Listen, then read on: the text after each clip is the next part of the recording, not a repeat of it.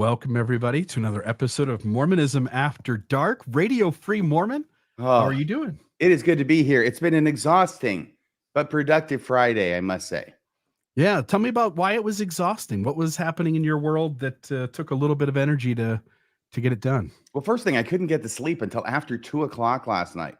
You know, it's one of those nights when you turn out the lights anyway, and you just can't go to sleep. And you're looking at the clock, and the clock is your enemy, and it seems to be going impossibly fast when you're not looking at it, right? And you look at it and it's after 12, and then you look away from it and you think, is it really after 12 already? And you look back at the clock and yes, it is. And that goes on until after 2 o'clock. Then I got to sleep and I got up, came to the studio, recorded the next episode of Radio Free Mormon and edited it, I'm happy to say. And I think that I did it all right the first time without having to call you up on the phone and say, Bill, I screwed this up. Can you fix it for me?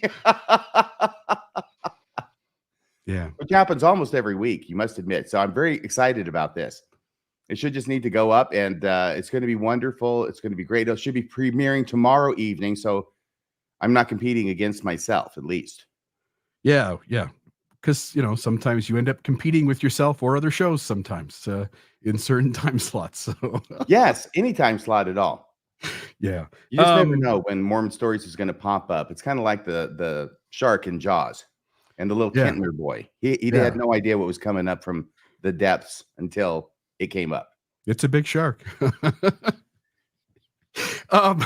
So do you normally have a lot of trouble getting to sleep? No, I don't. That's why it was a bit surprising. Yeah, I fall asleep immediately. And I bet I haven't had a night where I've went to sleep quite late into the night, way past when I wanted to, in probably years at this point. I feel like I lay down, my head hits the pillow, and I can sort of send all my thoughts away and just be really quiet-minded as I'm drifting off, and I tend to fall asleep very quickly. So there's that. Any big plans for the weekend? Yeah, I'm going to come into the studio tomorrow and try and do another podcast. Well, hope you get some good sleep tonight. Yeah. We're on to the last scene of Hamlet. We're finally there, Act 5, Scene 2. And we'll see if I can do everything I need to do to get this episode done and recorded. There ends up actually being quite a bit of work behind it, though you might not know it to watch it. But yeah, so I've already read it, and I kind of know what happens, and I just got to do this in a way that's succinct enough to be within 15 to 20 minute range, and yet hopefully clear enough to cover the ground. A lot of stuff happens in Act 5, Scene 2. A lot of people die there. Yeah, a lot of death here at the end of Shakespeare. Yes. I've got big plans this weekend too, although I won't be doing what you're doing. But first, I should just say, Terry, Tom, in the Mormonism After Dark jazz band, if you wouldn't mind playing a little music for us, that would be much appreciated. Can we hear that? Yeah, I want to hear more. You and me, by the way. I need to hear that a little bit louder, I think. I did notice that the music is louder than it is in my ears during the show. So I went back because somebody had complained about the loud music. Yes. And several other listeners had stated that the music wasn't bad at all. And I went back and listened to it just to sort of get my own 2 cents.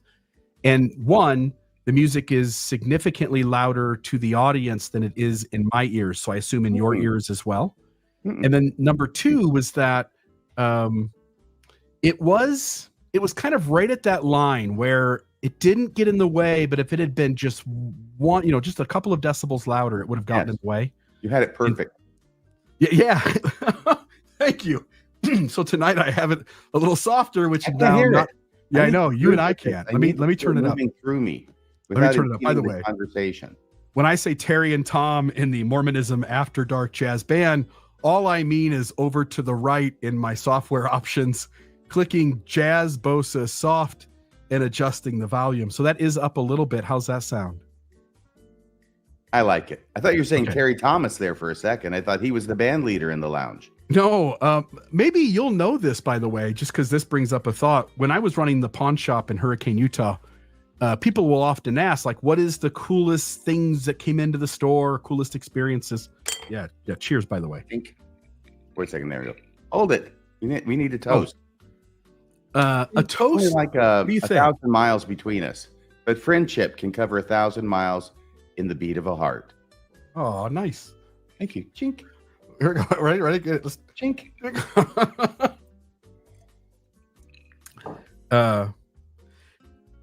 So the pawn shop, the cool stories about things that have come in and come out. And at one point, somebody brought a trombone in, and it was in a nice case, but it was just an average looking sort of trombone. We did like a $40 or $70 loan on it, something like that. I think it was $40 because I think it was close to 70 for him to get it out 2 months later. You know, your interest is a pawn shop's friend.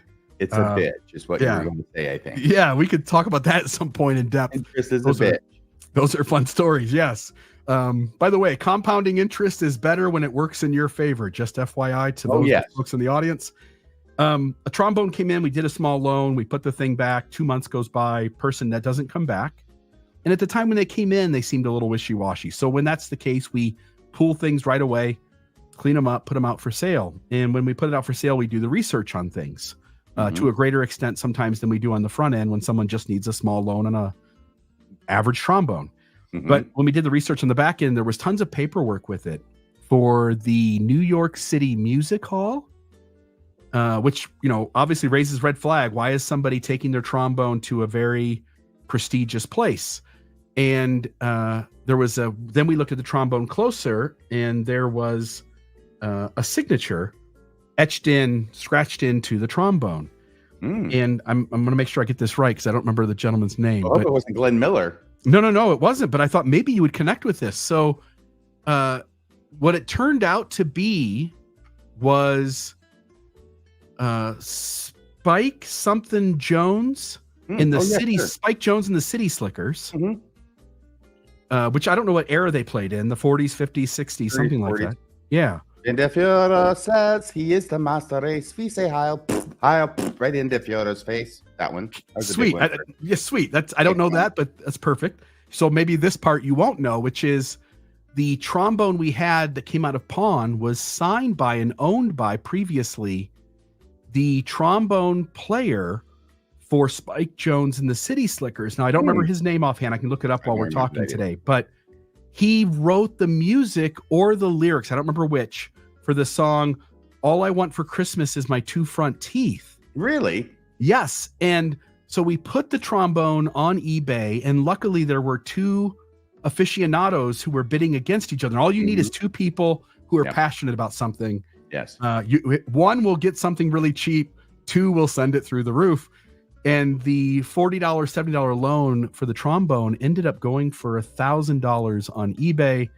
And there's tons of other stories like that. But we talked about instruments there for a moment, and it connected to that story. And anyway. So, Bill, here's my question for you. Do you spend even 1 second feeling somewhat bad about that? Bad about that? Yes, that. And I think we all know what that I'm talking about. Yeah. I'll tell you what my 2 cents. And this is me speaking with vulnerability. Working at a pawn shop, I was really good at it. There's a certain level of psychological manipulation that is required to be a good pawnbroker. You have to also know when other people are bullshitting you. Thieves come in every day trying to pawn things and trying to sell stuff. And how you handle those situations juxtaposed against genuine people who are looking for a loan because their gas bill is going to get shut off tomorrow, whatever it is, you treat those situations very differently. The ethics that are required in the pawn business, it's like a used car salesman to an extent. Anytime someone's doing a loan, you want to loan them as much money on that item as possible. Whenever somebody comes to sell you something outright, you want to buy it for as cheap as possible. And so as long as you think they're coming back for the item, you want to loan them a few more bucks. Hey, can I give you $10 more on that item? That's rationalization. You bury people further than what they want to be buried because you're making interest on it, right? And when people come in to sell something, you want to find every problem, mistake with that thing. Oh, that thing's got a scratch here. It's got a thing there, even though you know every item that comes in like that's got scratches. And so you make it specific to their item, that their item is beat up, even though it's just as beat up as every other thing that comes in like that. And I did that for 7 years, and I was good at it. But it really requires you. And again, you're doing your job. It requires you to sort of be a little not what you want to be. and I really enjoyed the job. I really had a great situation there and really loved it. I mean, it was great. And by the way, I think, just for the record, I think Family Pond runs a more honest, clean, responsible, ethical business than other businesses that were around us. I'm not familiar with every pawn shop in Utah, but I feel like they did as good of a job of going, like, treat people good. I saw my boss, for instance, on numerous occasions have somebody who was in dire straits come in, needed a loan, and he just said, don't worry about the loan. Here's $100. Go solve your problem. And that was numerous times. Mm-hmm. So I think as honest and as upright as possible, but the business itself requires some degree of that. I say all that to say there was a little bit of, when I left that to do the podcasting full time, there was a little bit of like, whew, I get to be consistent about who I am in my private life with my friends and my loved ones and people I run into at a store or whatever, versus what I do for a living. And I'm really grateful to sort of not have to compromise that part of myself to be good at something. Anyway, there's that long story for that. Yeah, I think that that's great. sense? By Yeah. the way, as fascinating as we both are, has anybody called on the line? Have we even announced the line? Is the line even open? The line is open. We have not announced it, but we do already have a caller in the queue. And I will just say, by the way, thank you. I will just say, folks, 662-667-6667. 6667. Yep. Or Let it be 662 Jacob Mormon. Hansen. Let it be Jacob Hansen. Yeah, please, Jacob Hansen, please. We'll go for a while as we'll do it. Okay, so Patrick Birch, I think, is the first caller. By the way, folks, please, in the comments, I'll check them right now while the caller's speaking. Please let us know about the music and what you think about the sound level. And A lot if of you people are have any- saying it's too light and they can't hear it. Okay, sweet. I love hearing that. Thank you. I'll turn it up a little bit. Okay, I'm hoping that that's better. Oh, that's so much better. Great. So you can I thank want to Terry hear and Tom. you play the girl from Ipanema. Let me see if I've got that one while we're talking to the caller. Patrick Birch, is that you, my friend? That is me. Thank you. Excellent. You're on Mormonism After Dark with the, I'll say the word again, prestigious Radio Free Mormon and Bill Reel. So what's on your mind tonight, my friend? I'd like to bounce an idea off of you about the global flood, if you have a minute. We've got a few more than a minute. You're good, my friend. Go ahead and let us know what you're thinking. You are the show for the next few minutes, Patrick. Okay, well, here we go. So, I deconstructed a few years ago, and I was wondering about the global flood. Where did that idea come from in the Bible? And I had a mission companion who wrote a book about this. His name is Dr. John Lundwall. You might know him. Barely. And You're John Lundwall's mission companion? Yes. Really? One of them. So what was he like as a mission companion? What was the weirdest thing he did on the mission? Just all the that you dirt. saw? Well, we traveled around a little bit in British Columbia, and there was one day where we were driving up north, and British Columbia is a beautiful province, of course. Mm-hmm. And we pulled off to take a break from the drive, and there was this old railroad tunnel. And we walked through this railroad tunnel, and of course you could hear echoing in there. And so John was speaking loudly in like Jesus voice or something, and hearing it kind of echo, and created kind of a cool effect actually. But that's about the best story I think I can come up with John. That's it? Yeah, he didn't do anything too crazy. Okay. Moving on then. Okay, so to the flood. Yes. Patrick, I feel Well, like you're Bible not story, holding up flood your end of story. this conversation. Okay. I'll try and do better. I've got an idea that I think you might like. I believe in Okay, you, something Patrick. about Okay, a global so- flood. Yeah, global flood. So in John's book that he wrote called Mythos and Cosmos, Hmm. he I'm explains waiting for that the the movie global on that flood in the one, Bible you was preceded. Yeah. So he said, the Epic of Gilgamesh preceded the narrative in the Bible by quite a bit. A few days. And so it was not uncommon that there was global flood ideas in lots of different cultures, actually. Some even in Native America And Greek. And so I thought, well, why? Yeah. And that's exactly where I'm going, RFM. Well, let me read you something from Xenophanes, who lived between 470 and 570 BC. Okay, we'll keep it clean. He said, okay. Xenophane. You can't Well, trust. it gets muddy, actually. I'll keep it clean, but it gets muddy. In the midst of the earth and in the mountains, shells are discovered. And also in Syracuse, he affirms was found in the quarries the print of a fish and of seals. I'm sorry. And What in did you Paros, find in the print of an anchovy. Patrick? Yeah. Can you just go a little bit slower? I apologize, but I heard you say he found something in the quarry, something like a fish and a seal. Yeah. Okay, I'll start over. Go ahead. All right. In the midst of the earth and in mountains, shells are discovered. What are? And also, he was found in the quarries the print of a fish and an anchovy. And then he goes on to say that these things were originally embedded in mud and that there was an impression of them that was dried in the mud. But all men had perished when the earth precipitated into the sea. So Xenophanes, from 470 to 570, had this idea that there was a global flood because of all of the fossils of mammals, sea mammals, and shells and such from the ocean.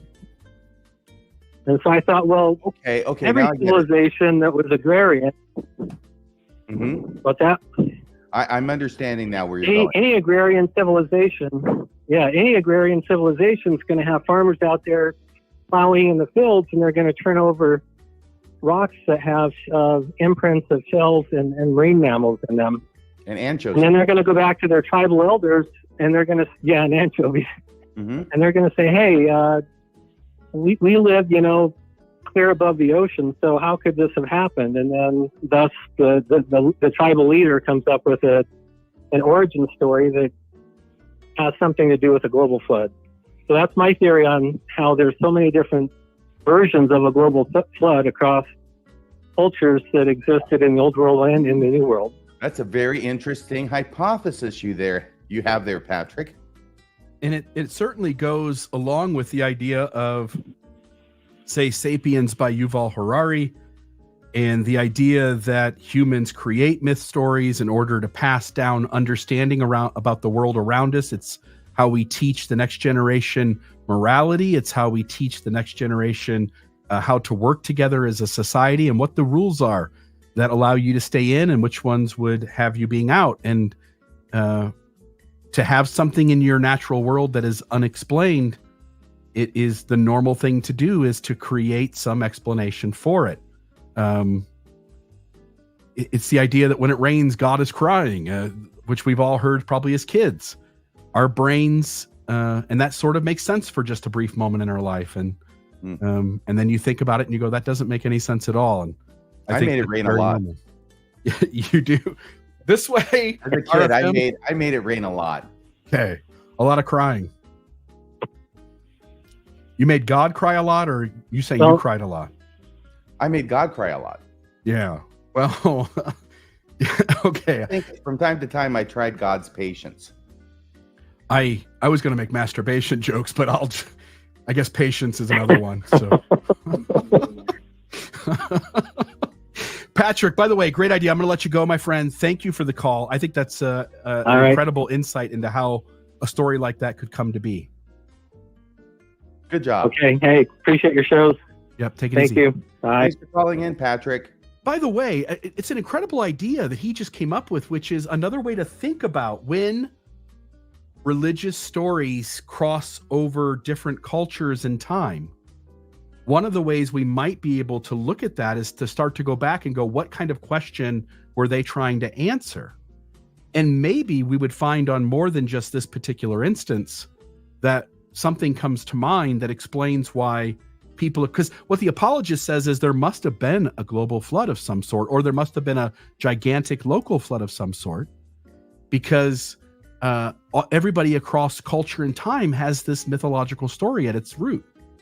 And what also makes rational sense is every one of those cultures found seashells and different things that they didn't expect to find on higher ground, and they're trying to explain it. I think that's a great theory. Yeah. We're going to call that the Patrick Birch theory. Yeah, the Birch theory of mythological creation stories. How's that? Look at that. Patrick's a bircher. Yeah, those birchers, Mr. Benson. All right, next call, if you're ready for it, unless you've got something you want to share. Oh, yeah, I'm ready. All right, this will be, well, I actually don't know. What's your name, caller? Welcome to Mormonism After Dark. Oh, hey, this is Justin. That broke up a little bit. You said Joshua-tin. What was the name there? Joshkin. Joshkin. I don't know if your phone, if you got a certain setting on your phone that you can change or something. It's just kind of very scratchy. Can you hear me now? Go ahead and try. Sorry about that. That's okay. Can you hear me better? No, but go ahead. My name is Josh. Yep, Josh. Yeah. So, Yes, I want to talk about and the hypocrisy that leaders You want to talk about the anchovies of the leaders? Can you make out what he's saying, RFM? I think he's talking about the hypocrisy of the leaders. Well, yeah, but I'm a little worried when he gets into the story, we're going to not be able to follow along very well. Josh, can you do whatever you can do to try and get yourself, your voice right into that phone so that the audience can hear you and understand you? Or put it on speaker, maybe. Somebody's making the comment it's garbled, and that's what we're experiencing on our end as well. Yeah. Mosiah says that. You can never trust Mosiah. Okay, I think he hung up. So we'll just go to the next call. I think if we can impart, again, no offense to you, Josh, it's not your fault. Sorry, but Josh hung up. But if we can impart a little bit of shame or judgment. Yeah, sorry, Josh. I don't know why we lost you. A live radio show turns into shame and guilt. Yeah, I was going to say, if we can use a little bit of it to make sure the quality stays high, we will here at Mormonism After Dark. And Josh, if you can call in later, please try calling back. Hopefully we'll get you on so we can hear you. Yeah, nothing personal. It just didn't come through well. And I didn't hang up, but so be it. Nathan, is that the name, my friend? Yes, sir. Can you guys hear me? We hear you loud and clear, Nathan. Oh, sorry, I can dial it back. I was just trying to make sure. Yeah, so I just wanted to ask, because unfortunately I get into a lot of debates online, and because I go to a majority Mormon school, it's not BYU, but Bonnie Corden's the president and everything, so I can't really debate with people on campus. But I've been getting into a lot of debates with this guy, Colton Miller. I wonder if you guys have seen his sort of stuff. He mainly Bible bashes other Christians. No, Cody Miller, you say? Colton Miller, yes, sir. Colby Miller. Colton, Colton, maybe? Colton. Yeah, Colton Miller. Yes, sir. Yeah, coming through loud and clear. But tell me about Colton Miller. I've never heard of him, but tell me about your exploits and adventures. Well, so I've mainly seen a lot of the stuff. I think he's relatively new coming onto it. But he takes a lot of clips from Mormon stories and stuff like that. And I've been kind of debating with him a lot about the Trinity and stuff, because the church has kind of ruined organized religion for me, so I don't necessarily believe in a Trinity or God anymore. But I've been kind of debating with him because at the start, Mormonism was almost entirely based off the Trinitarian point of view. And so I've been going back and forth with him on that quite often. But he does like to bash other ex-Mormon content creators. So I was wondering if you guys have seen any of this stuff. There are so many people bashing me that I can't keep track of them all. They just have I'm sure, yeah. Number and get in line. You've got a giant target on your back. So Bill has put something up from Instagram. Are any of these people that person? Well, you can see him up there. That's Colton Miller. He's got almost 21,000 followers. Well, 20,500, a little over. Yeah, he's got a big bushy beard. Yeah. By the way, RFM, what do you think about people with big beards, like big beards like this? I like big beards. Yes, it's just tickly, isn't it? I don't know the rest of the song, so I can't go on. I'm always singing it. I could do it. I'm always a little nervous about people with big beards. I just feel like they're hiding something, you know? Yeah, they're smuggling something on a plane or something. Anyway, yes, this is a guy with a big beard, and I see that he's got, a decent following, and when I say decent, about the same numbers as we've got. So, some are bigger, some are smaller. And I haven't seen him before. What's that? I don't know if he's relatively new. I've just started to see him recently, so I wondered if he just came up and, just blew up all of a sudden. But that's why I didn't know if you guys have heard of him or not. He's starting to get on my nerves a little bit. No, you'd be surprised the number of Mormon apologists that I've never heard of. That's fair. There's a ton out there. Well, I'm sure there are. Yes, but some of them go by the name of like Richard Nygren, so they don't all exist. No. Let me tell you about the 2013 Podcast Awards, just so that we can figure out who's real and did Fair win that? I think Fair won that, fair and square. Yeah, fair and square, Fair Mormon. You guys hitting it out of the park there in ethics and morality. You guys would be good pawnbrokers too. So everybody in Fair staff for weeks is their full-time job is calling in or getting online and voting multiple times for themselves so they could win the award. Yeah. Yes, and that's exactly what they did, RFM. They voted over and over and over and over and over. But they won. That's the important thing. Is that still on the internet when they won the award? Well, when you say they, you should be saying you as in collective. I don't mean me by myself, by the way. But I was part of that. I'm a big reason why they won the Podcast Awards that year. Because you did a lot of the calling in? No. You did all the voting? No, because I put out the content that earned the very few votes that didn't come from the apologist on the inside. I see. So there's very few votes that were, rigged by Fair. You got them based on your merit alone. Because of the quality of the content, RFM. Got it. Oh, good. So you brought fame and laud to Fair. Hey, without that small 3% segment of votes, we might have come in second. I mean, is that still on the internet? Because I saw you play that once. It's so great. I think I have the best religious themed podcast for 2013. Yes, Fair Mormon. It was totally out of the blue. Nobody expected it. Sometime during tonight's show, I will find the file of that, and we can play it. That'll be fun. But otherwise, let me get back to Nathan. I don't have any more shit to say about Fair Mormon. A lot of shit to say about Fair Mormon. But Nathan, anything else from you, my friend? Otherwise, we'll move to the next call. No, that's it, guys. I just wanted to thank you. Maybe give you another guy to look into to get some content off of. Well, here's what I want you to tell. What was that guy's Nathan? What was that guy's name again? Beard Man, Beard Boy. Let me find it. Colton Miller. Colton Miller. Okay, next time you talk to him about the Trinity, I want you to tell him my favorite quote about the Trinity, which was said by somebody much smarter than I am about the Trinity. Not a Mormon, not a post-Mormon, just a scholar. And he says, if you think you understand the Trinity, you don't understand the Trinity. And that's from a serious scholar who's saying, look, the Trinity, you can't understand it. If you think you understand it, you don't understand it. That's a fair point. I'll be sure to bring it up. All right, thanks, guys. You're welcome. Thanks for calling in, Nathan. Okay, let me try this. Present arms. No, not slides. Present screen. Oop, it's the wrong one. Present screen. Share audio. I think we're gonna get it. I'm gonna get my wish. Let's see if this works. So okay. Hope there's nothing compromising in that file. No, I don't think so. In fact, I can just go back to here. I don't need to show that because it looks all clunky with all the other stuff. But here's all right. Religion inspiration. Speaking of which, Baruch atah Adonai Elohim. A survival guide for Christian men. Are you just watching? Apparently they are.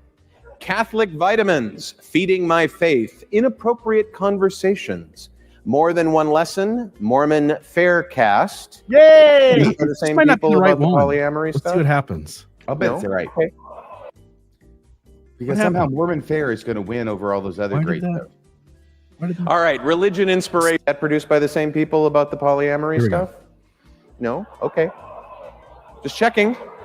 I'm geotagging the podcasts. You shut up.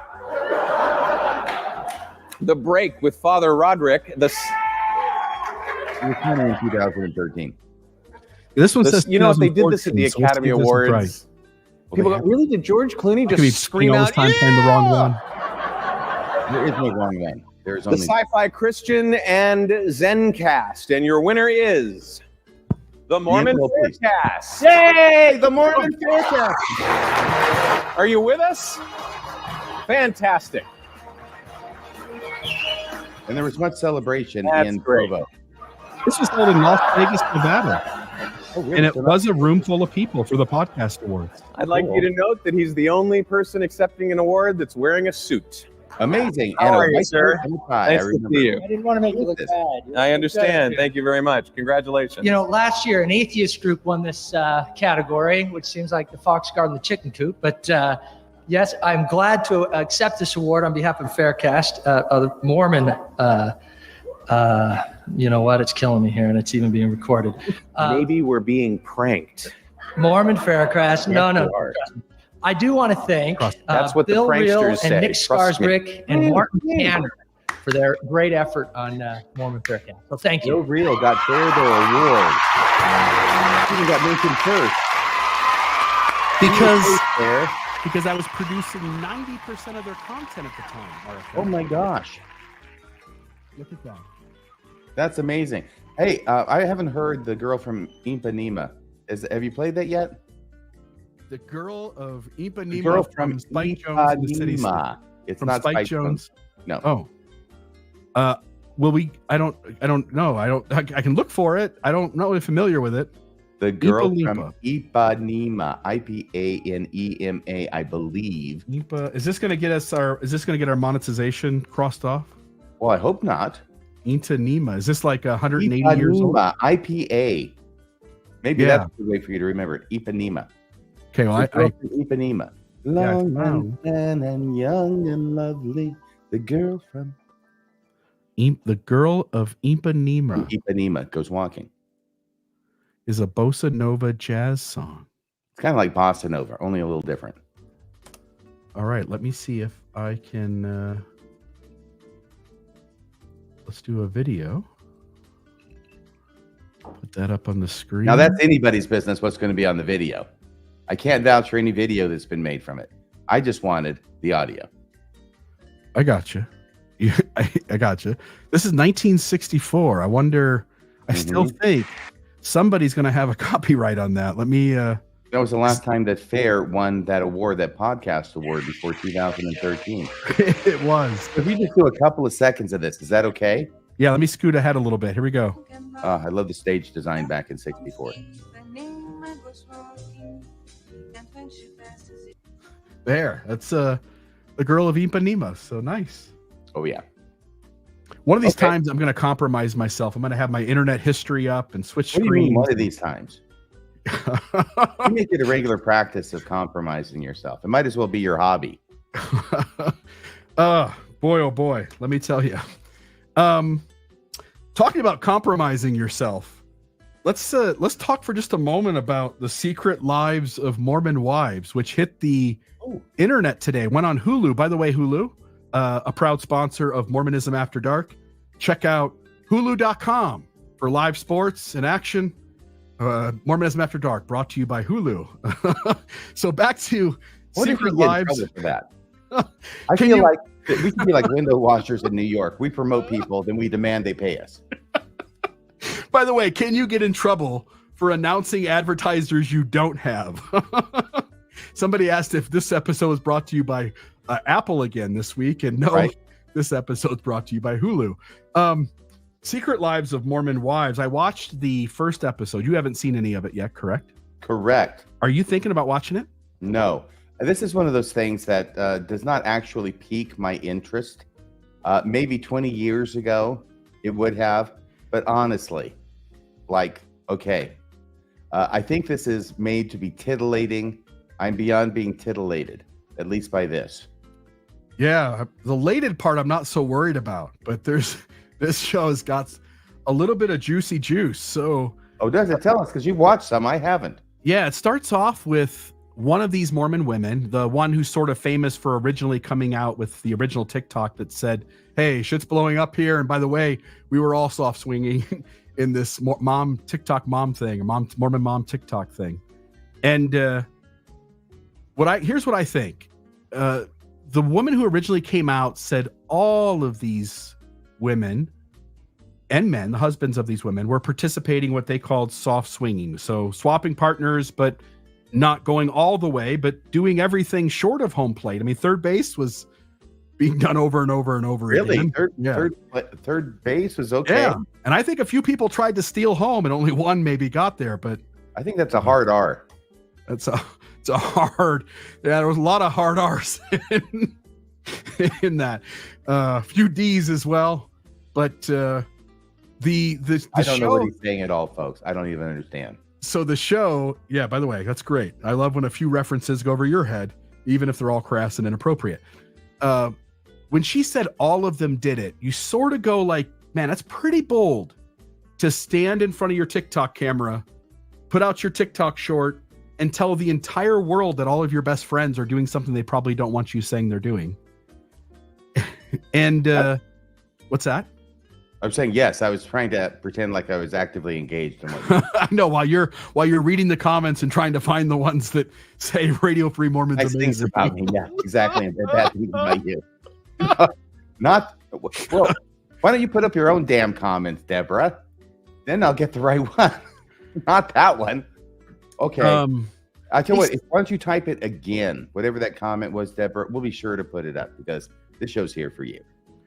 They seem to be doing, they're all young women and men out in the world. This sort of wouldn't be a big deal, but it really is the high standard of Mormonism, which all of these women are breaking. Even the mom who's condemning the daughter in episode 1 is wearing a shirt that and she's telling her daughter to go talk to her bishop and to repent and start making good choices. And the mom has got this shirt on where it's completely obvious that if she's wearing G's, she's wearing some new G's that aren't around when I was a member, and they allow you to show everything you would want to show if you didn't have G's on and you did dress in a provocative way, right? And not that she's dressing provocative, but it's like a big gap on top of the shoulders, Yeah. And I just imagine, like, if the G's are being patterned in a way that would really allow almost anything to be worn, then it sort of defeats the entire purpose of why these things, how it was taught to you and I back in the day. It's just, anyway, so I don't think she's wearing them. And not that I thought it was a crazy outfit. I thought it was actually a really cute outfit, but definitely shoulder porn for those who are religiously conservative in the sexual arena. Half the women said they weren't doing it. I'm sorry, they weren't doing what? Shoulder porn? Soft swinging. Oh, okay. Have we defined this yet? Yeah. Oral is fine. What's the oral's? I'm trying to. Oral is moral. That's the old BYU adage. Back when I joined the church, was oral is moral. And shocking to me. Well, I didn't go to BYU, by the way. That was just something I'd heard through the grapevine. Sort of like soaking in 2024, the rumble soaking, where someone jumps on the bed and makes the bed rumble, so that you don't even have to do the movement. You just soak, and someone else does the gyrations for you. Guys, and that's less sinful. This is so unseemly. But half of them said they weren't doing it, and I don't know if I believe them. And again, no offense, grown adults outside of this religious system can make those choices, and that's the world we live in, and people are being themselves, and I say kudos. But inside the system, it's really hard to say I'm a believing Mormon and I'm soft swinging with my friend group. That's sort of a strange dichotomy, and that's sort of what they're saying is that some of these women are believers and they still don't follow the church's morality, which might be a conversation on its own. Any thoughts from you? I have to say that because you seem like you didn't have any thoughts and was ready to move to the next call. So I have wanted very to few thoughts about this. push And, you into the ring. it's a huge thing because everybody wants to see about the secret lives of Mormon wives. Let me come over here a little bit closer to my microphone. Everybody wants to hear about the secret lives of Mormon wives, and I guess they're not a secret anymore.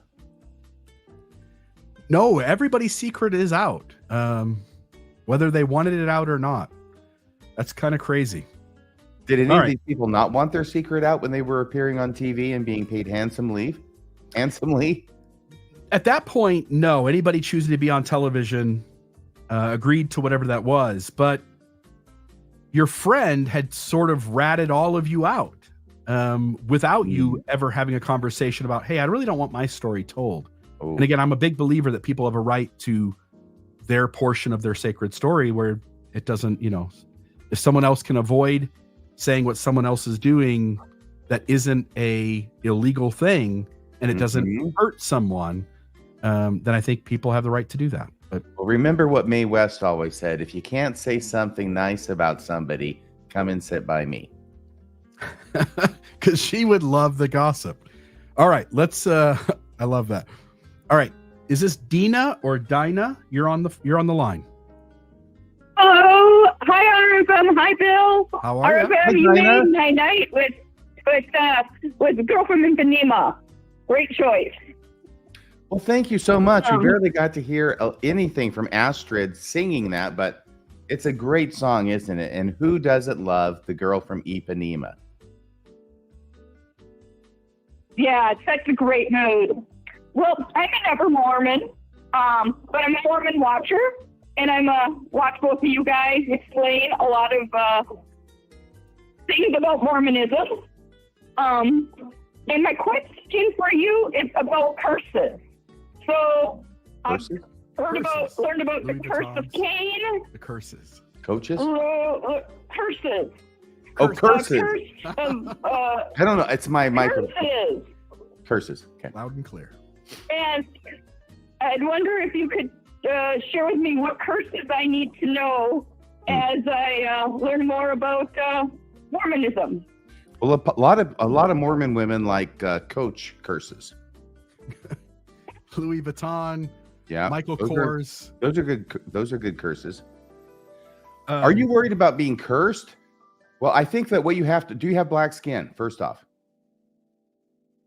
No, on any part of your body. I have some freckles. Okay, that's trouble right there. Any melatonin on any part of your surface area, your epidermis, is going to be problems when it comes to assessing whether you are suffering from a curse. Also, do you have even one drop of Negroid blood in you? Not that I know of. Okay, that's good news.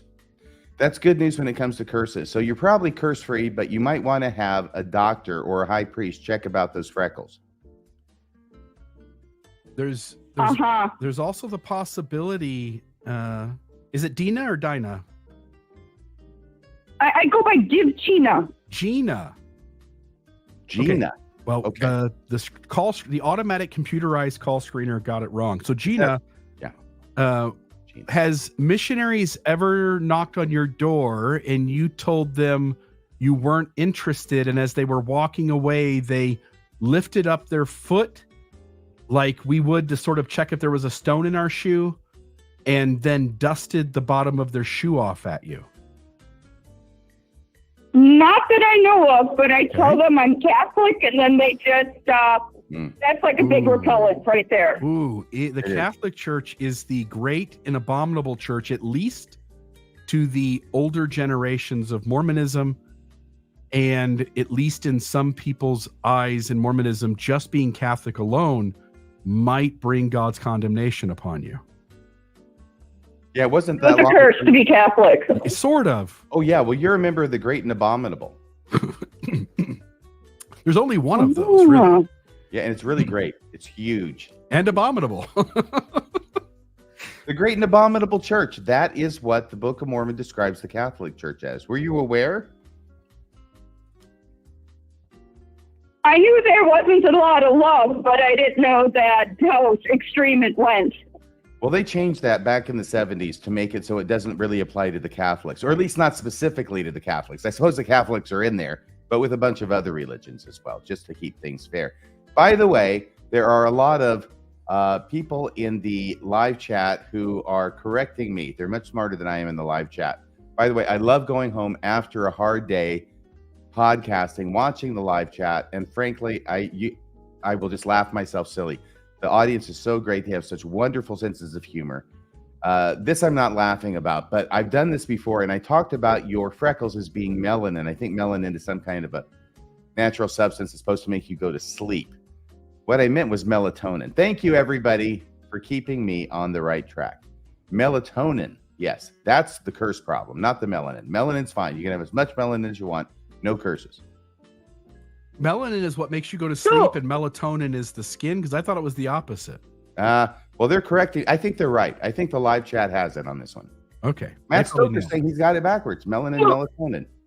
Will somebody copy and paste what Google says is the No, correct I don't have it backwards. I was saying what you were saying.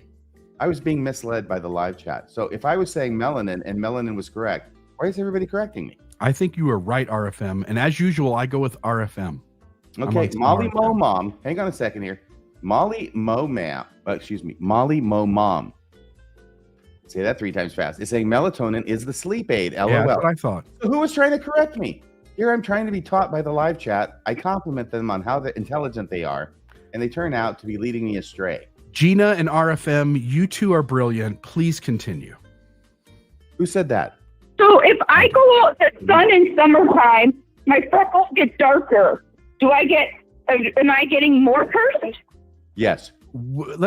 Gina, in the pre-Earth life, Gina, before you came to this Earth and got a body, were you on God's side or were you on Satan's? Did you like Satan's ideas better? I was enjoying too much bourbon. I don't remember. Ooh, RFM. If she was enjoying bourbon in the pre-Earth life, it's a pretty clear indication that she was not following the God's one true health plan, and really being sort of rebellious against it. Feels like a cursing might be in place. Oh, yeah, I think so. And you might be surprised about the prevalence of bourbon in the premortal existence, but I found a way around prohibition. And you can bet your ass, everybody, there is prohibition up there. So I'm sort of aiming for the telestial kingdom, celestial, terrestrial, telestial, still way more glorious than anything experienced here, according to Mormon prophets, seers, and revelators, and a hell of a lot more fun. Unless you live in Western Washington. Except for the smoothie. So I can drink bourbon in all those levels or only one of those levels? Ooh. If you make it to the celestial kingdom and you're quiet about it, I'll make sure you get a bourbon. Oh, thank you. All right, I'm talking to the right folks. Absolutely. I got contacts. Oh, boy. Although I will say, Thank you. There will be a lot more bourbon below the celestial kingdom. You will only have to rely on Radio Free Mormon, George Burns, and Bob Hope. Those 3 will be the only 3 places you can achieve bourbon in the celestial kingdom. George Burns did play God, by the way. Did you ever watch the old God movies with George Burns as Heavenly Father? I watched it in the theater the first time it came out. Yes. What year would that have been? 79, I'm going to guess. Okay, because my parents, when I was a little kid, my parents took me to one of the follow-up ones. Because there was God 2 and 3, 4, 5, whatever it was. There was 5 of them or so. And are you talking about the God movies? Yeah, the with God George Burns. Yeah. I don't remember what they were called, but is that what they were called? God? Oh, God. Oh, God. Yeah. I just remember seeing the movies as a little kid, and my parents had taken me to see them, but obviously took a crying child with them. And what a nonsensical thing to do. But well, I'm pegging it at 1979. It would have either been 78 or 79 after I was baptized into the LDS Church and before I went on my mission, because I remember watching it and being very judgmental about it. What? Yeah, because you were a Mormon at the time. 1 Yeah. year in, so you're definitely a costly signaler Mm-hmm. for sure. Very judgmental about George Burns yeah. on Denver and all the stuff they were doing with God. Yeah. Nox Dia Tacita gave us a Isn't that $10 super chat. Oh, What if I look white, but I always felt that mid-level heaven seemed like a great option? Hey, God's not going to force you to be anywhere you don't want to be.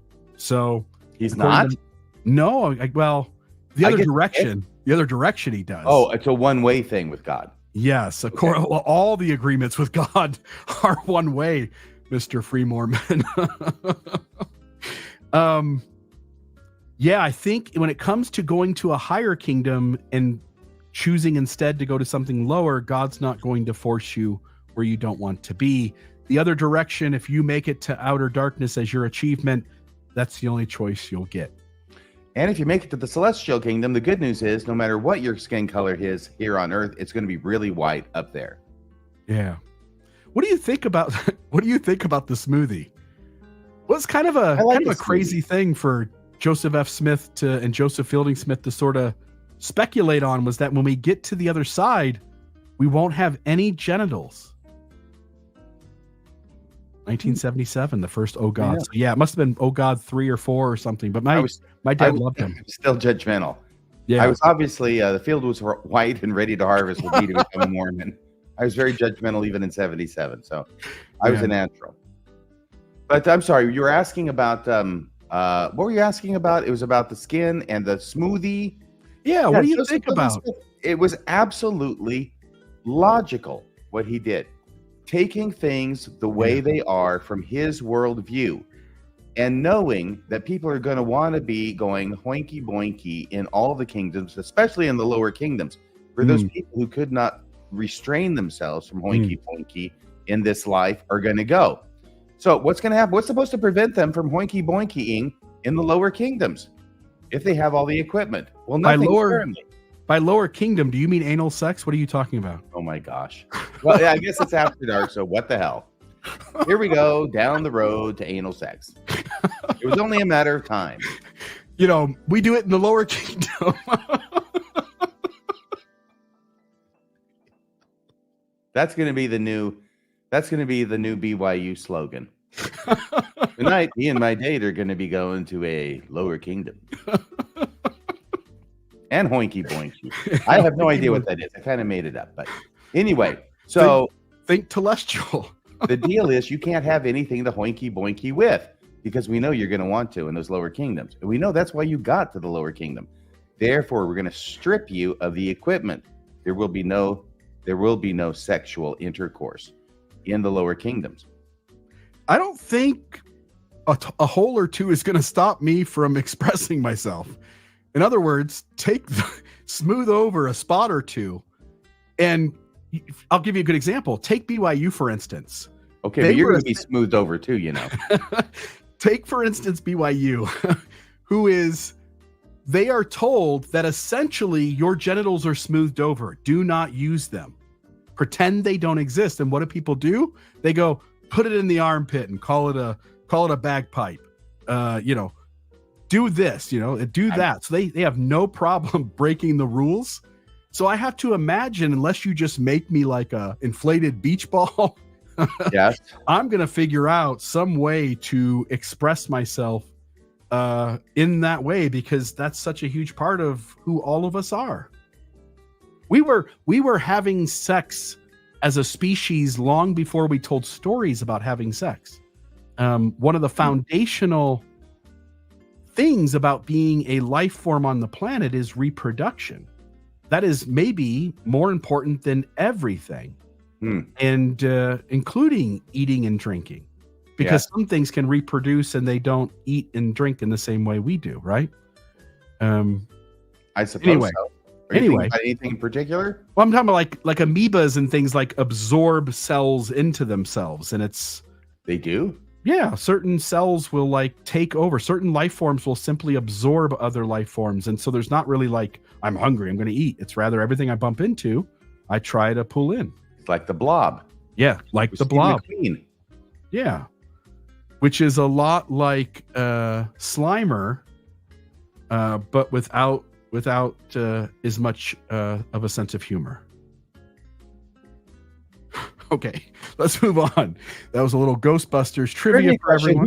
Who wrote the theme song for The Blob? No Googling. First person who comes up with the correct answer gets an all-paid expenses trip to Bill's house for the week. And by the way, folks, please say that in the live chat.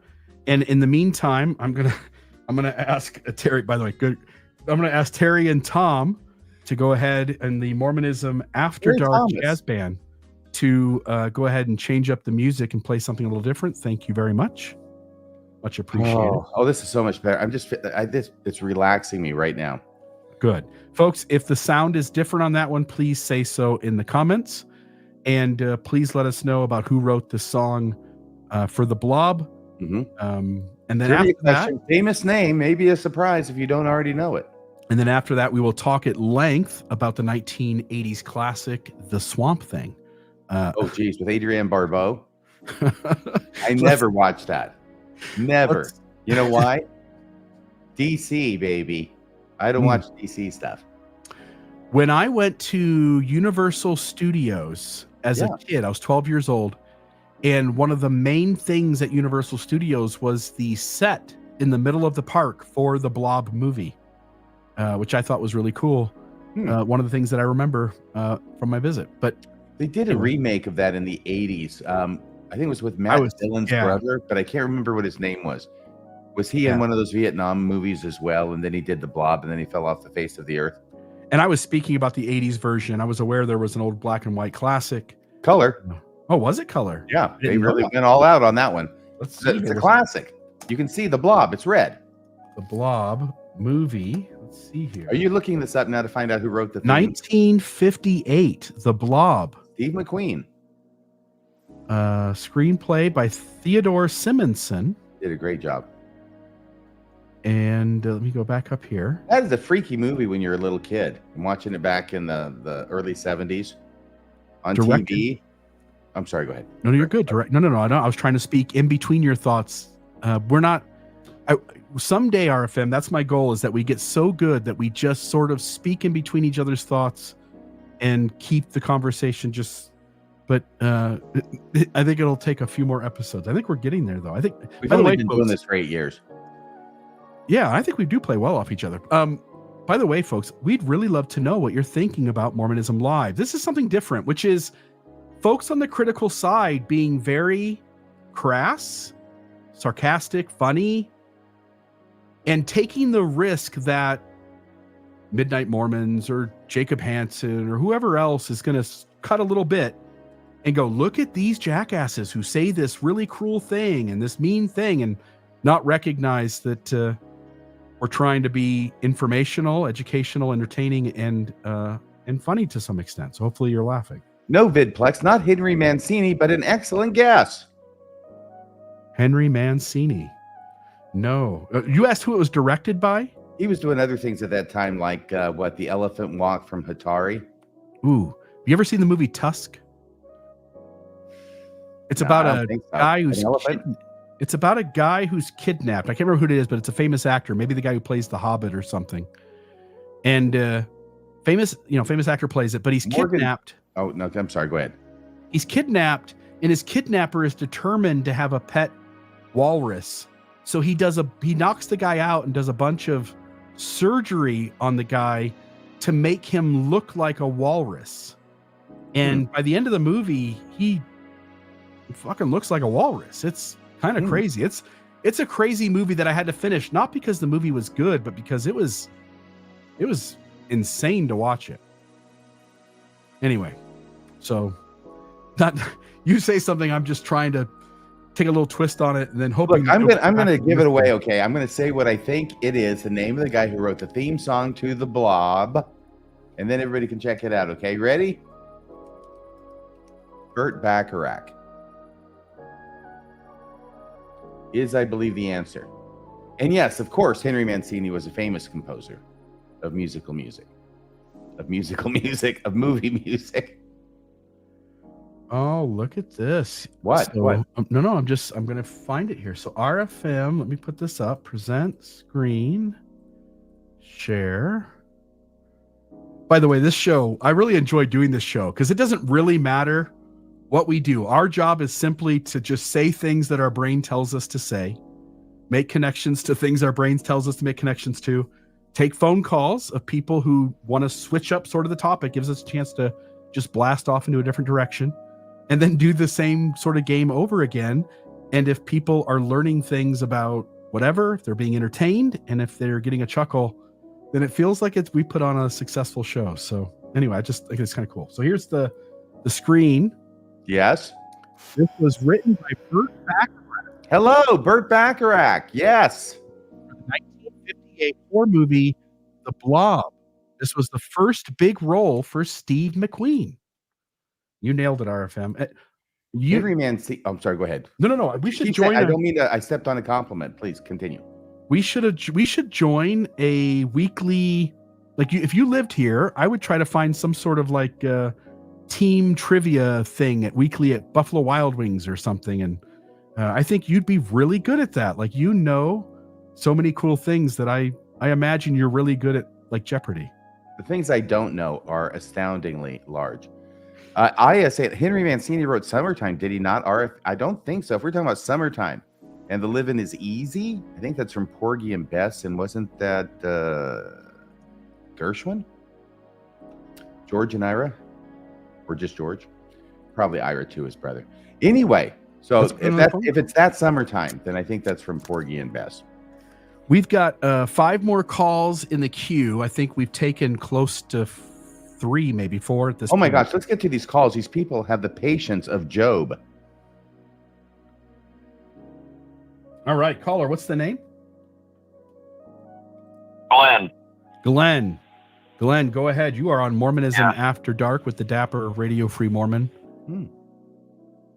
Hey, when I heard you say you had 5 calls in the queue, I thought, oh man, I hope I'm not guy number 5. I can't.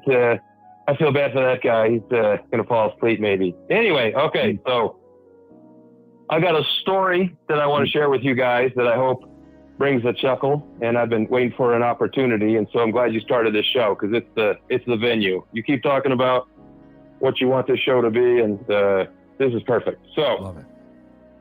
I used to work for a church adjacent company. It wasn't church office building, but it was church affiliated, and but I'm a non-member, and so that's cool when you're a non-member. Don't have to be a member to work for this entity. And but most people were, and it was usually a big element of the culture that the people that worked there were supporting the church mission. So at the time, we had a dress code that required wearing a necktie. Everybody had to wear a necktie, and I thought this was fitting because we were talking about you were talking about the attire necessary, whether people are wearing the garments or not, and so. We had a staff meeting one day, and the president of the company was there, and people knew that he was considering eliminating the necktie policy. People don't want to wear neckties anymore. That's pretty stiffy and stuffy. And so somebody asked him, they said, so are you going to get rid of the necktie policy? Because I don't want to get rid of the necktie policy because the church office building still requires suits and a tie. And the further we get away from their standards, the worse I feel about things. So I hope we keep it. And everybody's like, oh man, that guy sucks. He's going to make us still wear neckties. And so somebody else chimes in, this other guy, and he says, hey, I've got a scriptural reference that I think will help us kind of sort this out. A what reference? And I was kind of falling asleep. And a scriptural. Oh, scriptural. Sorry. We're going to the scriptures. We're going to the scriptures. I think you said sartorial. I thought you said clitoral. Well, that is the entire difference between you and me, Mr. Clitoral. I thought he said sartorial, and I thought he said clitorial. Or clitoral, whatever. Scriptural. We're using the scriptures here. We're going to see what God said. We're talking about the scriptures. Okay, we got it. When the angel Moroni appeared to Joseph Smith to tell Joseph Smith where the golden plates were located. Moroni was not wearing a necktie. He was in a robe. He was only in a robe. And that woke me up, and I thought, well, wait a minute. None of us actually believe any of this is real, right? Because I forget this from time to time that, and half the people don't believe it and they're just pretending. And I guess some people really are. And so then everybody else shouts them down. They said, let's not get into the scriptures. Let's not start doing that. We don't need to bring that up. And this is getting too churchy for the meeting. And so they shouted him down, and nobody wanted to talk about Moroni. But I thought, it's impossible to know that if maybe Moroni was supposed to be wearing a necktie and he was just breaking the rules himself. I mean, we can't really say. So anyway, it went on like that for another. What's that? Where was his missionary companion? Yeah, well, I don't know. I mean, is that required for appearing in a vision? No necktie, no companion. Not even sure if he was wearing shoes. I would think that the same position that would argue that he should be wearing a necktie should also be arguing that he needed to have a companion with him. Yeah, well, no companion, no necktie. And it seems to me, now you guys can fill this in better for me because your knowledge is much deeper, but the artistic depictions of Moroni appearing to Joseph Smith, can you tell whether or not he's fully garmented up in those photos? I mean, in those not photos, but paintings, or my recollection is that the robe is, a little low cut. I don't know. So Moroni has his garments on. He has his garments on, but he had modified them enough to allow Joseph Smith to look into his bosom. And that's okay because Moroni showed up to Joseph Smith before Russell M. Nelson became president. Well, I was wondering if Moroni had swung over from filming an episode of The Secret Lives of Mormon Angels before he appeared to Joseph and, just didn't have a chance to get fully clothed up again. So in any case, and we don't have a complete, I'm going to come back and later. We don't have a complete account of what transpired that entire evening between Moroni and Joseph, do we? What are you implying is left out? I'm not implying anything. What you're inferring is the problem. It was a long, cold night. That's all I'm saying. I'll let Bill take that one. I'll let it go. I just wanted to tell you guys that story, and I've had a few more, but thanks for taking the call. And, you guys are great. And just, I don't know if you do this on the show or not, but on your behalf, let me chuck in a pitch. For anybody who's listening that's not contributing, I think these guys are worth it. I'm a monthly contributor. I listen to all the programs. You guys are the best. I sure appreciate you. Thank you so much. Thank you so much. By the way, you can go to, in fact, I'll just put it in the chat, but you can go to, I think on our YouTube description, it'll say where you can donate to Mormonism After Dark. But I was going to log in here and put that up on the screen. I will here before the show is over. I love it, by the way. I think folks are enjoying the show, and I think we're doing something different here. And I think, again, you and I play well off each other, so that's great. I will say, Jesus is an obvious example. When the church changed its logo and it's a bathtub half buried in the ground, standing upright with Jesus in there, it's quite clear that the Jesus of Mormonism doesn't qualify to even go to the church's university, the Lord's University, BYU. Right. Jesus got a beard. He's not wearing appropriate clothing. What are you going to do? He's son of God. No. You get theirs. But if you walked around Palestine in the summer with nothing on but a robe and sandals, you'd want to take a hot bath at the end of the day too. Very true. And the last caller also made mention. Some people become scriptorians, and just based on what I misheard earlier, I'd much rather be a clitorian than a scriptorian. Those sometimes you leave the church, and there's just other things to be better at, if you know what I mean. So What All am I right. going to do? I can dress him up, but I can't take him anywhere. All right, let's go to the next call. We'll just change the subject abruptly and allow that one to go off. Abruptly is the Inside. best way to change that particular subject, I think. Sweet. All right, Tim, is that the name, my friend? You're on Mormonism After Dark. Yes, it is. It's not the Tim. It is the Tim Rathbone. Hi, Tim. Oh, God. Hi, Arshan. Hey, I watched all 8 hours of Secret Mormon Wives, so you don't have to. All 8 hours. That's almost like Thank a general you. conference, All except 8 better. How many Kleenexes? Make of that what you will. I hear it's a very Whoa, sad hold on. story. Whoa, I- RFM. It's a sad story about a lot of people struggling to find their faith, and they're very confused. Are they using the Kleenexes to cry their I am tears not- into? I am not here to imply anything. It's what you infer that's the problem. Would you? Tim just wants to talk. Is it okay if Tim talks? I'm okay with that.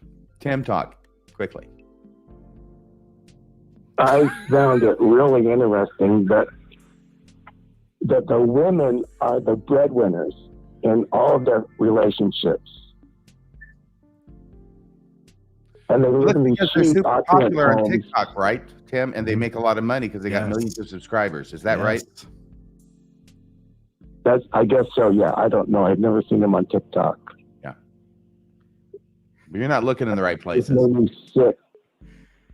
I will say, I'm just going to stop here for a Probably. second. I know I'm interrupting a bunch, but I imagine the audience for Mormonism Live, Mormonism After Dark is a very different audience than the Mormon Mom TikTok channel. So, by the way, Matt Stoker says that Kleenexes are the Oh, sorry. ambulances to your little factory.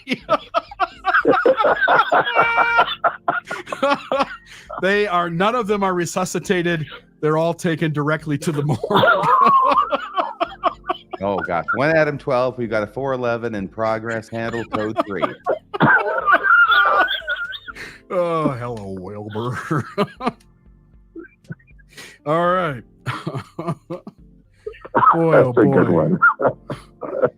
one. That's a nice analogy. I'm going to use that, Matt. I'm going to claim it as my own. Use it over and over again. I'm sorry, Tim. Did you call about something? Oh, about the housewives, the Mormon housewives. The Mormon housewives, yes. What did you think? You watched all 8 hours. What? Give us your take on that. Well, I just said it's like watching a train wreck in slow motion, and they end. Is this me now? Where all the passengers are completely naked. Yes. Yes, completely naked. Like That's I it. said, That's all you got for us, Tim? Anything more specific about the show? well, What did you think was the most memorable part?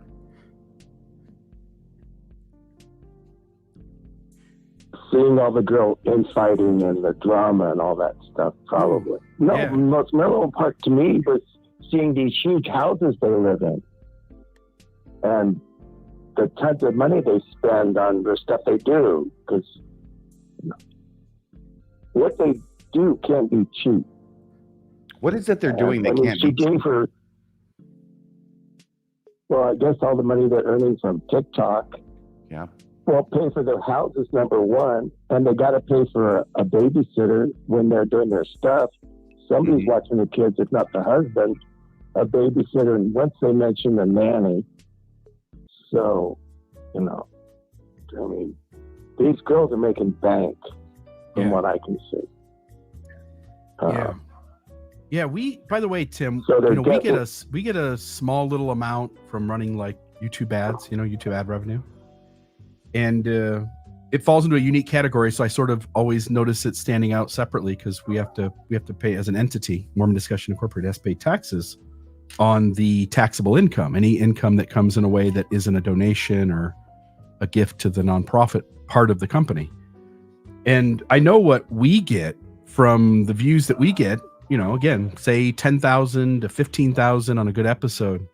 And it's whatever, $100 or something. It's not significant. But then you multiply that by somebody who gets 1 million views or whatever, whether it's a YouTube video or whether it's, you know, you guys open up videos all the time that have 1.7 million views or 400,000 views. And if that amount sort of translates with simple math, it's extraordinary, the amount that some of these people might be making off of YouTube videos or TikToks or Instagram. Anyway, I totally agree that it feels like these young women, barely adult, and I don't mean that in any offensive way. I just mean that, you know, younger in life, we sort of think a little differently than we do older in life. It just is. That's the way it is. I think they've got a lot of money coming in, and I think it contributes to sort of how people react and process the things going on in their life when they have access to extraordinary funds coming in for whatever it is that they're creating. I may have to watch this. Yeah, I agree. You should. Just because it's a thing in Mormonism. Something that I would otherwise probably not be watching. Yeah. Yeah, I probably will not watch it again. But I just had to see. I mean, those kids are my children are their ages. And so I wanted to see how they're living their lives. And it just was appalling to me and grotesque. What was the The worst way they part? were just going through all that money. What made you the sickest, Tim? The opulence. Just the way they're spending them. They're wasting the money. Oh, okay. So it's the opulent. And then, yeah. I mean, it just made me sick thinking about.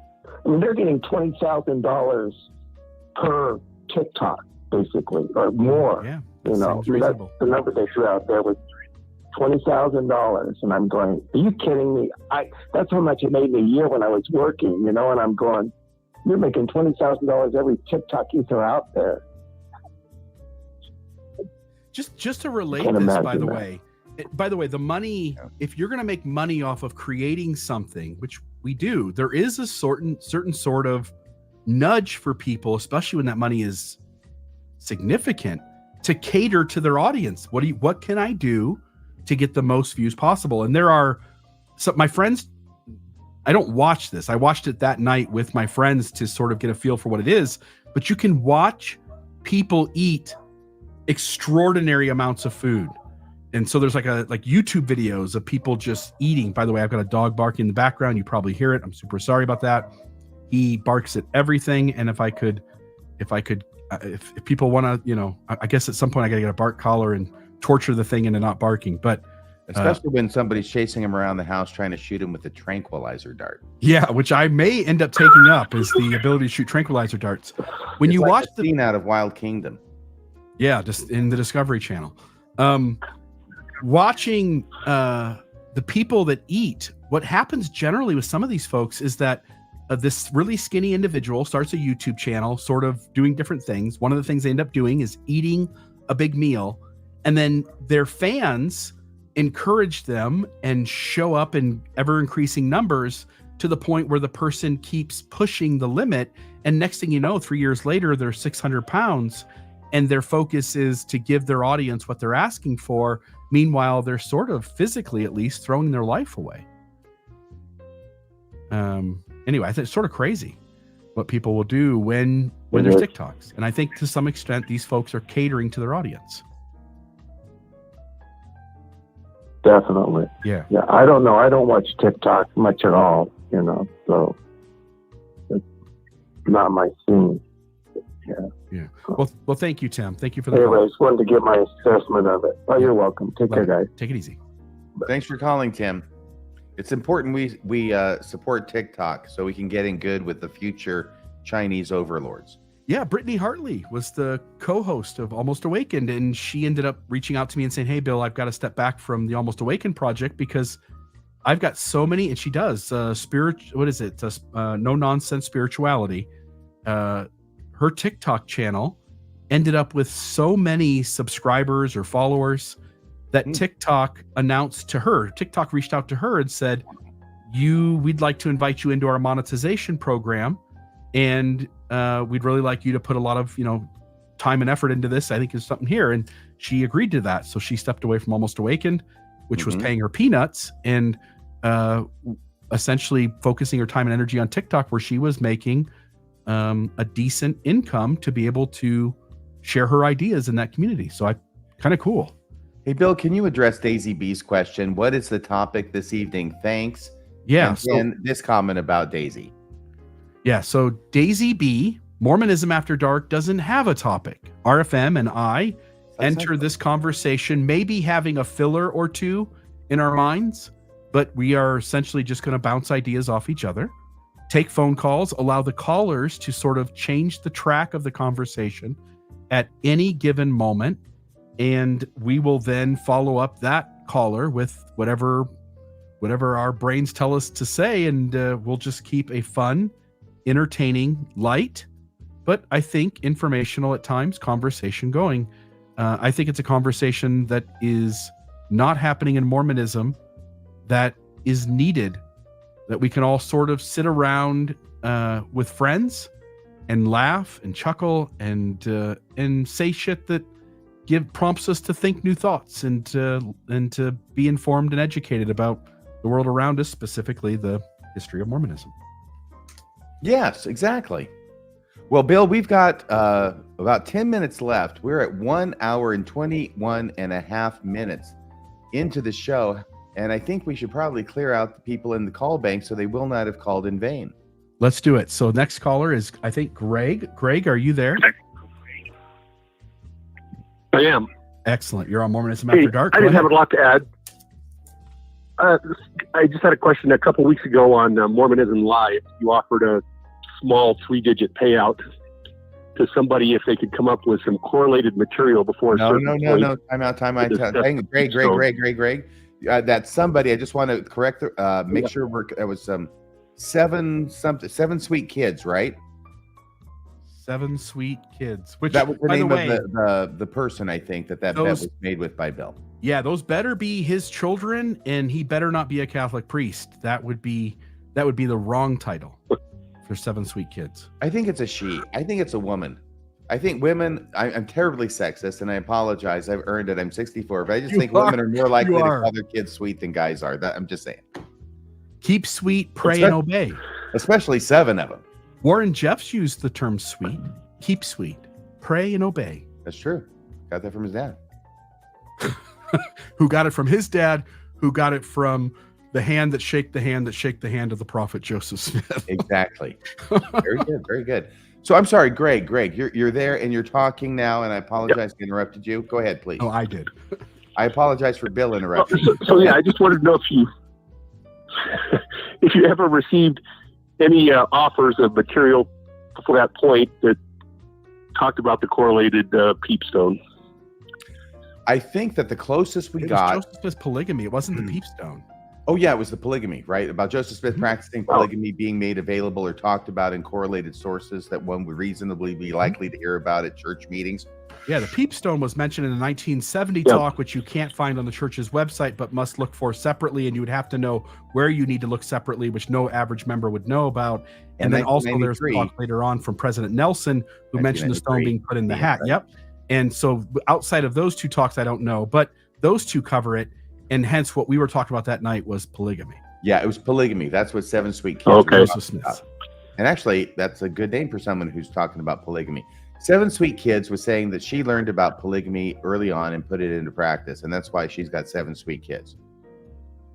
But to your question, the closest that somebody has come up, and not 7 sweet kids to my knowledge. Sorry, Tim. I think yours was a loser from the get-go because you're talking about the Jensen affidavits.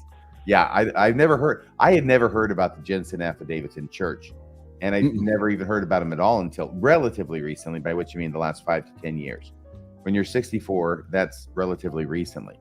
But Tim heard about him, I think, a lot earlier, though I don't know that he heard about him in a regular church meeting. The closest thing that we got was somebody who was quoting from, was it a teacher's manual?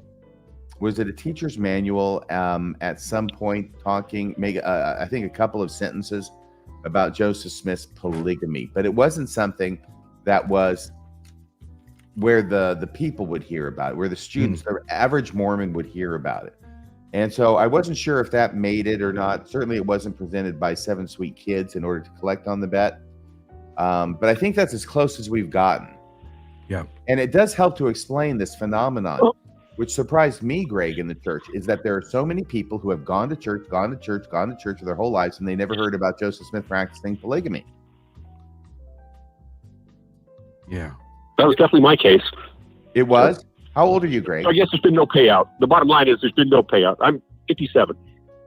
57, yeah. Bill's not going to pay out I grew up in the 80s, and Bill's a Welcher from way back. He was never going to pay out on that bet from the moment he made it. I actually would. I don't want to. Okay. I mean, I don't want to, but I would. And all it takes is somebody demonstrating that the average member or the collective membership, let's say 70% of active members, would have gone through a class, would have sat through a conference talk, and would have naturally sort of heard it mentioned that Joseph Smith was a polygamist.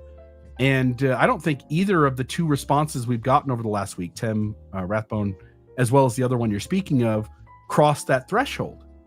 And anyway, so yes, Greg, it has not been paid out. And I welcome it, by the way. I'm pretty sure it never will. And I can only pay out the part that actually came through the entity. For people who were in the live chat saying, I'll add $30 to that, I'll add $50 to that. I can't vouch for them.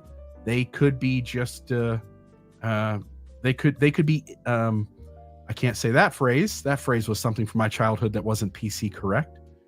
Okay, they can't be those who promise things and then don't deliver on their agreements. Okay. I'm sure you'll never have to pay out, but yeah. Thanks for taking my call. I know what you're talking about. Yeah. You're talking about a Welcher. Well, a giver. Yes. I know what you're talking about, but a Welcher is actually about Welsh people. It's an aspersion on the Welsh people. It's always the Welsh and the Polish. We're always making fun of them. Don't forget the Cretans. The Cretans, yeah. That goes way back as an insult.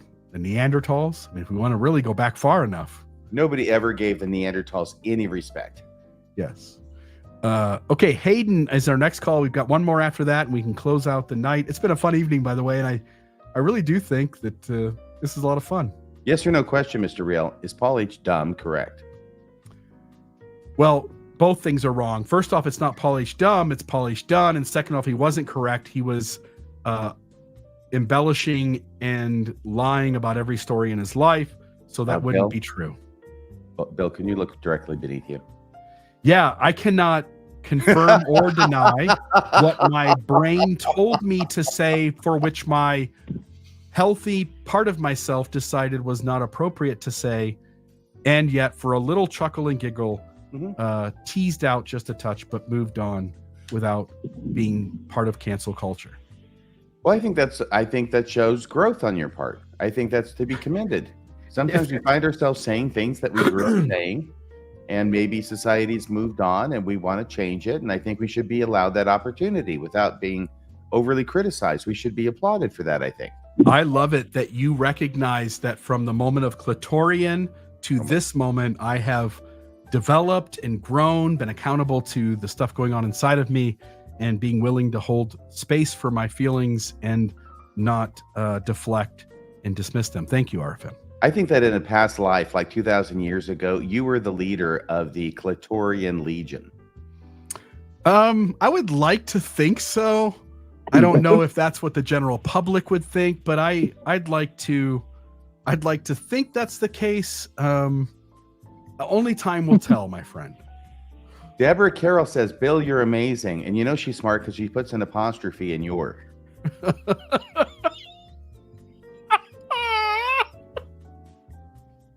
Which you're supposed to do when you use it that way. Yes. It's amazing how many people don't. Would have been horrible if it was one of the other spellings. By the way, by other, I just mean the other solo one. I didn't want to confuse it with there, and there. That's like the most difficult thing in the entire English language is there, and there. Once you've got that down, you got it made. Okay, Hayden, what's on your mind, my friend? Or did we cover it? Hey, Is that me? Am I on? You're on.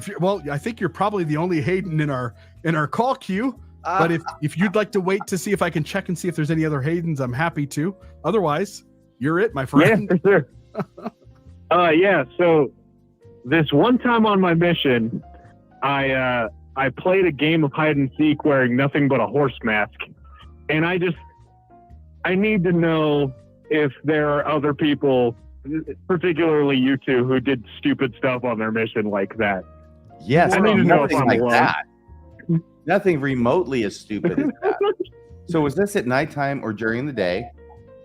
Oh, this is at nighttime. I had the basement of a member's house was with 4 missionaries, and we'd pass the time. And I just thought it was a funny idea to just, play a game with nothing but a horse mask on. And it was stupid. Okay, so whose horse mask was it? It sounds stupid. Who brought the horse mask on their mission? It was we were in a singles ward. That's all the information you're getting. A horse mask in a single sport. Did you go outdoors with nothing on but this horse mask? No. It was in the flat. It was in the apartment. So it was in England. Oh no. It was Colorado. Colorado, but you called it a flat. How interesting. But let's get back to the really just interesting because part. I'm tired. I'm a little drunk. That's good. That's how we want you. So you're saying that you put on a horse mask, a horse head, and did you take off the rest of your clothes before you put the horse mask on or after? Oh, Wilbur. That is what I said, sir. Yes. It's drafty, Wilbur. All right. So were you streaking around this basement? Yeah, definitely. Yeah, for sure. You were running around. Were you making horse noises? Only when I got found. So my favorite companion flipped on the lights, and I just went when he found me. I feel like I'm having just to pull this story out of you. You understand that? Maybe I should. You're making this story more traumatic. The less information I give you, the better.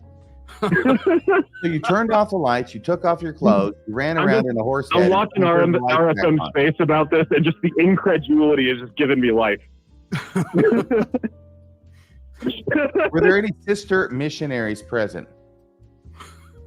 Oh, hell no. No, of course not. Mares in the stable? I'm not a bad person. I didn't say you were. No one's judging you. No one's adding shame to this conversation. We are simply looking for entertainment value at this point. I wants to know were the other guys. Somebody's asking were the other guys naked, and only occasionally. It depended on the night. Occasionally. How long was this night? It's a long night. I was the only one naked that night. But one night ran into the other, huh? I think I'm the one who kicked off the joke of being naked while playing hide and seek, though. This became a fad. A little bit, yeah. Just between us 4. So you're the you, me, RFM, and the the horse thousands and thousands of people who will watch Mormonism After Dark. Wait a second. Somebody on the other end. Somebody's been talking to you on the other end. It's a woman. Who is that? Oh, that's my wife. That's the 4th, isn't it? Well, I mean, now. I didn't know her on my mission. Right. Do you guys soft swing? By the way, don't answer that. No, I didn't even hear you, so. That's okay. It's probably for the rest of the show. You and your wife. All right, well, I'm going to go to bed. Okay. Get off the phone now. Get off the phone now. Have a great night, Hayden. Thank you very much. Thanks for calling, Hayden. For the record, Hayden refused to answer the question. That, in and of itself, when I see a criminal, when I see a witness plead the fifth, I automatically go, they're guilty. Isn't that what a jury's going to do in spite of the fact that they're not supposed to? Yeah, that's why it's reversible error if you bring it up as a prosecutor. What do you mean by that? Please say more, pray thee. I mean, Do if tell. you as the prosecutor bring up or even hint strongly at a defendant who was on trial and who invoked his Fifth Amendment right to remain silent, to not talk to the police, you may as well kiss it goodbye because you've already lost your case. It will be a mistrial. And if the judge isn't smart enough to call it a mistrial, then it will be reversed and remanded for a new trial on appeal on that basis. Excellent. So if I can get the other side's attorney to say that, I will have worked myself into a new trial. Yeah, it's not something that's Easily desirable. done. Yeah. I imagine from the get-go that you have to stay as far away from that implication as possible. Oh, yes. You don't even want to get anywhere near and you shouldn't. You shouldn't, because the law is that you have a constitutional right to freaking remain silent. And if you bring that up in front of a jury, what you have just done is you have just eviscerated that right, because a jury is going to do exactly what you said and use it against the person and think, wow, this person must be guilty, not, wow, this person must be really smart not to talk to the police. So they could then misquote him and use it against him at trial. Right. That makes sense. Okay. By the way, we ought to do an episode at some point where you just share interesting stories from your law career. I think folks would really love to get to know you on that level of some of the things that you've encountered that were out of the ordinary. And I imagine you saw a lot of things out of the ordinary. I did a lot of things that were out of the ordinary. Yeah. But that will be my 6th podcast that I'll be working on. That'll be Tales from the Courts. Excellent. Tales from the Courts. Our last call of the night. Caller, what is your name? Algernon. Eldernon. Okay. Algernon, do you have any flowers for us? I think I've used that. You made that joke last time, but I appreciate it. Yes, I know. Because all of a sudden I realized how many Algernons can there be in the world who are calling? Algernon, how are you doing? For sure. Doing good. I am the 5th caller. I did not fall asleep, thankfully. Yeah, you've been I'm holding glad. for 41 minutes, by the way, Eldernon. You're a trooper, Thank you. Algernon. Algernon. Yeah. Thank you. I appreciate it. And to answer the last guy's question, on my mission, just a quick story. Have you guys ever heard of tiger balm? Yes. Have you, Bill? For those who don't know, it's Tiger balm. very It's a Chinese ointment that you rub and it kind of Helicopter parents. warms it up. Warms up your not quite. A tiger balm, as in a soothing balm. Oh, Tiger Balm, not Tiger Mom, which is an Asian, generally started off with Asian, but it was parents who are very pushy on their children's progress and achievement and hover over them sort of like a helicopter mom. But anyway, go ahead to Tiger Balm, which is a completely different topic. I'm glad we worked. For those who don't know, it's like RFM, you have to say that again. I didn't hear any. I'm glad you worked in the gratuitous racial slur, Bill. By the way, there's truth to that. I can't be in trouble for saying where something actually originates. Oh, really? Really? It shouldn't be. You can't be in trouble for saying something that's true? Any more than doing a spelling bee and asking for the origination of that word, which you are allowed, and I should be allowed to point out to the audience where such cliches or terms or things that we say commonly in our language originate from. And I plead the 5th, my friend. Let's move on to the caller. Potaoe. That's all I have to say about a spelling bee. P-O-T-A-T-O-E. All right, caller, Algernon, please tell us about the tiger balm. Yes. Just real quick, RFM should know also. I was raised in Japan, and he'll know that, yes, there is a large prevalence of that sort of parenting going on over there. But to say that others of other races can't do that either, a little bit reductive. But tiger balm is, for those who don't know, very similar to icy hot. And we apartment full of 6 of us, I believe, missionaries. We all decided to apply that to our genitals. Why on earth? I knew you were going to go there, Algernon. Why the hell did 6 missionaries think it was a good idea to take tiger balm and rub it on each other's genitals? Well, one major factor was that we were all shut in during a hurricane. And, Oh, well, there you go. Another factor is just we were all dumb 19-year-olds. Yeah, that there's a lot of that going around. Just FYI tonight, folks, Mormonism After Dark brought to you by Tiger Balm, the works where it hurts, pain-relieving ointment. Get your Tiger Balm today at Amazon and other retailers.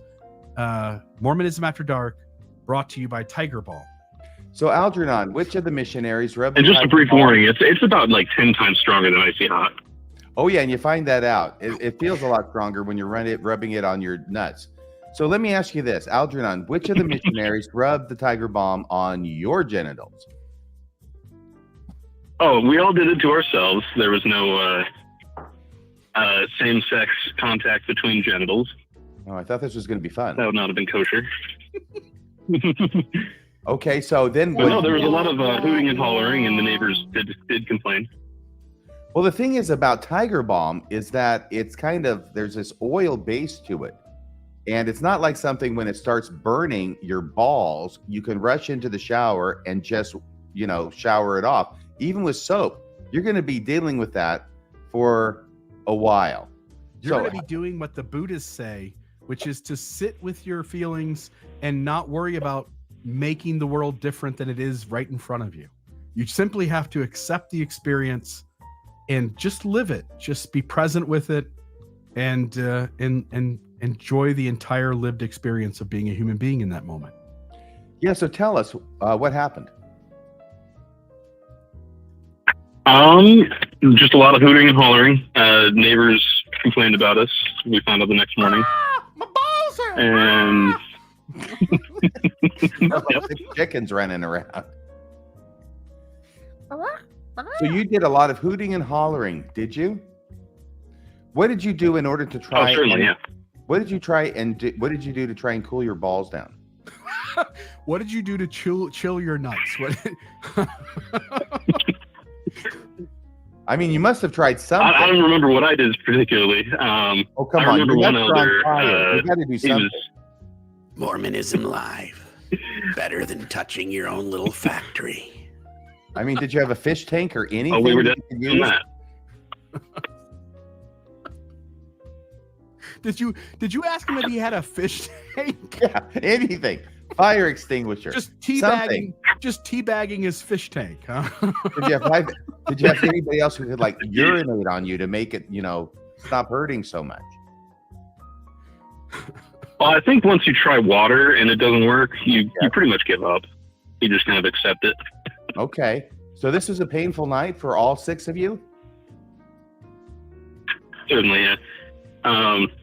Real quick before I go, I did want to mention, you guys, it's a great show. I absolutely love that there's no topic. The fish love. And I think it does bear repeating because I'm calling in. I was concerned I was going to derail any conversation. Oh, no chance of that. You are the conversation. Certainly. Were any of the 6 missionaries wearing a horse mask? Oddly enough, we did have one. Not at the same time, though. But same group. Was this in Colorado or somewhere else? It was in an island in the Pacific. Really? Yeah. Anymore, and I'd be writing out my own fellow missionaries. I get it. You don't want to tell on John Groberg wearing a horse mask. I'm completely okay with that. A horse mask and applying Tiger Balm. John Groberg and Anne Hathaway. Anne Hathaway is the one with the horse mask applying the Tiger Balm. John Groberg. It's like the NC-17 version of what the hell was The Other Side of the Island? What was that movie The Other called? Side of Heaven. The Other Side of Heaven. Yeah, when I grew up, there's this book that was called. Everybody was supposed to read it. Did I ever read it? I'm not sure. The Other Side of the Mountain. Anybody ever heard that about this kid who goes up and I don't know, his parents abandon him or he runs away from home and he starts living on the mountain? Was this mountain Brokeback? No, it wasn't. He was all by himself, and I think maybe there were some animals involved. It was all very clean. It was all very pure, and yeah, that's the other side of the mountain. But that's why I thought of the other side of the island. But that was wrong. It's the other side of heaven. Well, that's why he has to live on the other side of heaven because of the horse masks and the tiger balm. He can't get into the regular side of heaven. No, that's the lower of the 3 glories in the celestial kingdom, is if you wear a horse mask and run around naked with John Groberg. Can I just say, I mean, this sounds kind of, I don't know, bohemian. Don't you agree, Mr. Real? By the way, bohemian. We can always top this one. I don't care what it is, Deborah. We can top it. If we're only on episode 6 and she's saying you two will never top this one, what she is saying is this show is a hell of a lot of fun. And by the way, Deborah, there's no doubt sometime in the next 20 episodes we will top this one. And, like the next one. Yeah, like the next one. Amazing. We just keep, exceeding ourselves. Yeah, I have high expectations, and I've been exceeding those at least for the last few days. See, Paul H. Dumb, right underneath you, Bill. This is the Paul H. Dumb with M's. My side of the mountain, right? Not the other side of the mountain. It was my side of the mountain. Thank you. Thank you, Paul H. Dumb. You weren't so dumb on that one. I wonder if like a surveyor helped with that, or did they just make a handshake? Or is it like a statement that, you stay on your fucking side, this is my side of the mountain? How do you think they determined which side of the mountain belonged to who? I can't remember the book that well, but maybe I'll get it once I get done with Bleak House, which is going to take me forever. This is why I put off reading this, because it's like the longest Dickens book, and it's going to take me a while to get through it. Have you ever had Dickens cider? Dickens cider? The cider company. So. They make it from like the purest of apples. It's delicious, crisp. This episode brought to you by Dickens cider. Anyway, we've taken all of the callers for the night. Any thoughts from you? No, but I've had a wonderful time. I'm really looking forward to going home, reading the live chat that I haven't been able to keep up with tonight, laughing myself silly, getting to bed sometime after, getting to sleep sometime after 2:00, and getting up and coming in here and working on the last scene of Hamlet. Good night, sweet prince, and flights of tiger balm sing thee to thy rest. Yes, and good night, not only sweet prince, but good night to all of you. What a fun time this has been with Mormonism After Dark. We'll see you Monday for the Mormon newscast at 6 p.m. even Mountain Time. Wednesday for Mormonism Live, where I think my plan is that you and I talk about the King Follett sermon and help the audience to know sort of the entire historical context, what was in it, and how Mormonism has worked with it and interpreted it since that moment in time. And then we'll hopefully see you back here next Friday or Saturday for Mormonism After Dark at 8 p.m. And thank you, Phil Clegg, for $19.99. If that is your real name. Yes. Good night, sweet princes and sweet princesses. This has been another episode of Mormonism After Dark with Radio Free Mormon and Bill Reel.